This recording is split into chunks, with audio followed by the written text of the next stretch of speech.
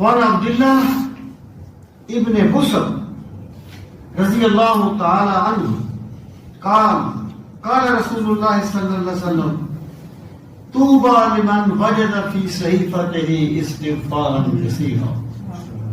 طوبہ جو ہے نا یہ بشارت کے معنی میں بھی استعمال ہوتا ہے کہ اس شخص کو خوشخبری ہو، اس شخص کو بشارت ہو. اور طوبہ جو ہے یہ جنت کے ایک درخت کا نام ہے. طوبہ تلے میں بیٹھ کے مرضی کے طوبہ جنت کا ایک درخت بھی. اور طوبہ کا لفظ یعنی عرفاً جنت کے لیے بھی استعمال ہو جاتا ہے. سرکار نے فرمایا اس شخص کو جنت کی بشارت ہو جس کے نامہ اعمال میں بہت زیادہ استغفار لکھا ہوا. یعنی جو بندہ استغفار بہت زیادہ کرتا ہے اس کے نامہ اعمال میں استغفار بہت زیادہ لکھا جاتا ہے. سرکار فرماتے ہیں اس شخص کو اللہ جنت عطا فرمائے گا.